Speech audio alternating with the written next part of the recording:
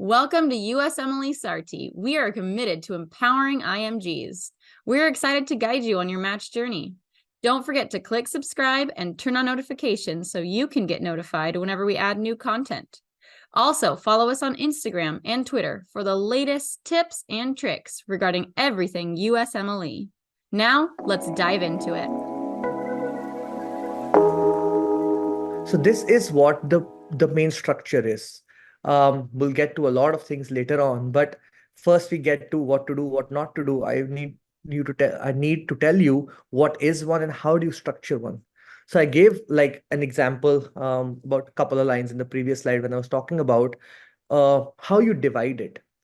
um, Not everybody, it shouldn't be haphazard, right? You can't start with, oh, I wanted to become a doctor. I came to the US, and then you go back to say that growing up, I always saw this happen and this made me interested in this field. It should follow a pattern, just like your life. It should follow a pattern. Things will always happen here and there. So, how do you start it? Now, the introduction. I would say the first paragraph, this is like I've made different paragraphs here. I would say you can make up to seven. I think that's okay. The body wants the third and fourth, maybe something that you can make two paragraphs out, but others I would say just keep one, so they're structured well. The first one is the introduction. Now here in the introduction, I don't think this should be really long, because this is giving an insight into your life. And this is before you start, like you answer questions when you're in school, you give a brief overview before you start into jotting the points. So I'd say similar there, you want to just give a brief idea. Now how do I start it, right? One of the very few things you can do is uh, start with something that you feel like is important to your career, why you came here, why, you know maybe you always had doctors in your family, and growing up you always saw a lot of healthcare, medical care. Growing up you saw a lot of people, disabled, destitute, probably a lot of morbidity or mortality around you, and there was like a turning point that may have seen, which can come on later if there is a story going on. Growing up, this is something that you had no idea about. You got interested in some way or the other. Maybe your teachers thought you were good at it, in school. Maybe your parents thought you were good at it. Maybe something struck you that this is why I want to do this. So I would keep the first paragraph up until the point that why I even thought about doing medicine. More than, if you are so clear in your head that, maybe you're applying for residency right now, but you already know that you want to become a critical care physician, a cardiologist, then you can also write about that. But if you don't have very strong feelings or very strong things to support yourself why you want to go that far further, I would just start simple, that I this is why I wanted to become a physician in the first place. This is why I thought that this will be a good plan for me. So you can think about your mentors who kind of shaped you towards it, someone who played a very important part in your life. So something like that in the first paragraph, that I came from a place like this and I felt that this is something I always liked. I had a lot of like a lot of people around me doing that, or someone guided me towards it, or something like that, which is kind of the start of the story. um the second one, this is why you're telling them why you want to do this thing in particular. When you become a physician, there are lots of things that you can do. We all know the subspecialties, right? We usually talk about medicine, or family medicine, or psychiatry, pediatrics, neurology is more one the common IMG friendly fields. But surgery, right? I think that's a massive field, surgery. If you are so sure about it that you want to become a surgeon for so and so purpose, this is where you can give a brief idea in the first paragraph itself, and then focus more on here, why you want to do that. Those are big choices in life that you're going to make. You're going to practice that for 30, 40 years. So, there should be something strong telling you or giving you an idea, or you're still not extremely sure. You want to be a basic physician first. That's why you chose internal or family medicine. Those things are fine. But also know a lot of people write about those things. If there's something in you that felt that this is more why you want to do it, there's no harm in mentioning it. And then why, when you have these reviews, that's where people can tell you, this is too much, this doesn't make sense, this is too little. But if you don't put it out there, others won't even find out that this is what you were thinking. So why you wanted to do this in the first place is an important thing, and I would try and mention it, because that makes you very different from everyone else. because the examples I gave you, like, for medicine or someone who grew around you doing all this, those are very common ones. Still works, absolutely still works. Doesn't mean you stop doing it, but if there is something pushing you towards it separately or differently, I would mention it. And then, in peer discussion between you, journalist, your reviewer, everyone, if this is apt. Um, and then I'd go towards professional and training, right? So yeah, I want to do this. I want to be a medicine physician. I want to be a surgeon. I want to be a pediatrician. Okay. So you're telling us you want to do this. Now you're at the point of applying for residency. Okay. So this is not a thought that came in your mind in August and you applied in September or October. I'm sure that this thought was going on in your mind for a few months, for a few years, because for international medical graduates, US residency is a longer stretched. So you have to have some basic ideas. You did your rotations, which are supposed to be pre-planned months and months, come to the US to do them. Your scores is the same, it's you study the same for everything. You research, you publications. Those things tell you this is why you wanted to do. So here you back yourself that second paragraph, I want to do this, why I want to do this. Third paragraph, I said I want to do it, but I also worked hard on making sure I develop an application and make an application. This was my interest. So henceforth, I worked a couple of years right outside of medical school in this field to gather more experience.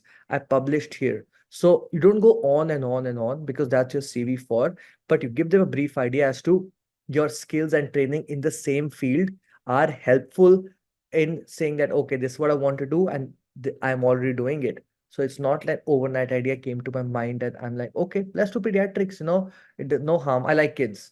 And then in the professional training section, you feel like, yeah, I did two rotation in my medical school, which pushed me towards it. That's something that's not convincing enough. We're talking to program directors, we're talking to people who've been doing this field for 20, 30, 40 years. They're physicians in the first place, so well-respected individuals who worked hard to come here and seen a lot of this. So of course, they're looking for people with interest. The very basic thing when people look for when you're applying for their, residencies, of course, it's a barometer. You have to be smart, you have to do things well. Those are understood. But at least have interest. You know, you can't show in your CV and personal statement that you don't even have interest in this field and you're applying here for whatever sake it is. Those things are it's not a negative factor, but it's not adding anything in your application.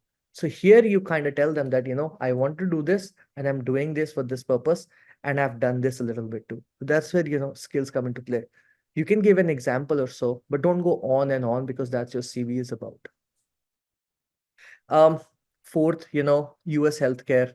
Um, this doesn't have to be a huge paragraph again. This, I would say the second and third one are bigger ones. You can even divide them if it's bigger that you need, there's too much happening. Fourth, if you have a good reason, if there are ways that, people have, we all are humans, we have things going on in our life. My parents moved here when I was so much old. I went back to my home country to my medical school, and I came back here because my parents live here. I always wanted to do US healthcare, or my partner is from here. Those things. I wouldn't go on and on, but I would want to show that you're interested in the US healthcare beyond the personal aspect. um you know that you read books in medical school that you felt like, okay, why is everyone from here doing all this? Or you're very much interested in publications and research, and you read about so many trials and studies are going on here. So you were kind of always curious about it. And this is when you say that you were curious, and you were like, why is this happening here and there? This is the next and after this kind of, if you back it up by saying that this is the reason I was interested, and henceforth I submitted an application or submitted poster presentation, submitted this for online. Now the world is so much online. People can just view the conferences which are going on, can submit on conferences. If in the US and you are doing a rotation, you did submit it over here too. So those things again back up the idea that you want to be here, and just because you want to be here, you also worked after that, making sure your application stands, gives an idea as to why you want to be here. So interest in US healthcare. If you have a US masters, definitely mention that. I think one line is absolutely good. Even though it comes in a CV, I think it's a huge factor. It's US education after your medical school, any particular reason that made you come here from your home country. It could be anything, like I said, a personal reason, a professional reason. My gist of always doing things is, I start with a professional important reason. And if there is a personal factor to it, I kind of end it at that. Because, in life, there are personal reasons to do things too, but this should not look like that's the only reason. You can't apply to New York saying that I have 8 family members who live here, so I wanted to be here.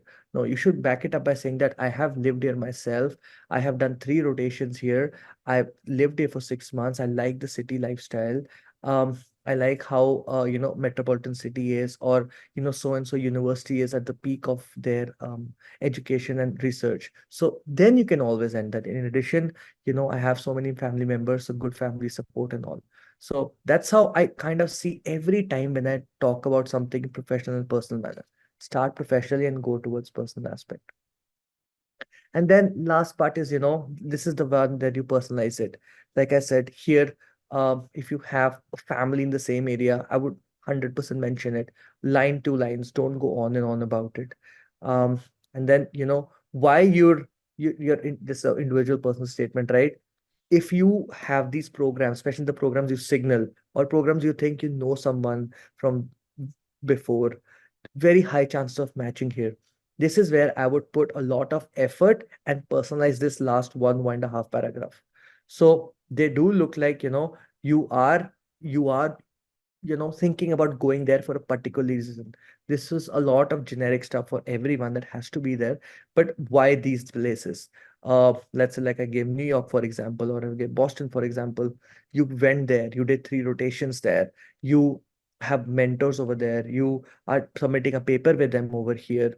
You have family and friends over here. So this is the last bottom paragraph where I would say, if you know someone, definitely ask for their permission. If you know someone that you're going to mention their name, mostly if people are at a good level with you, they won't say no.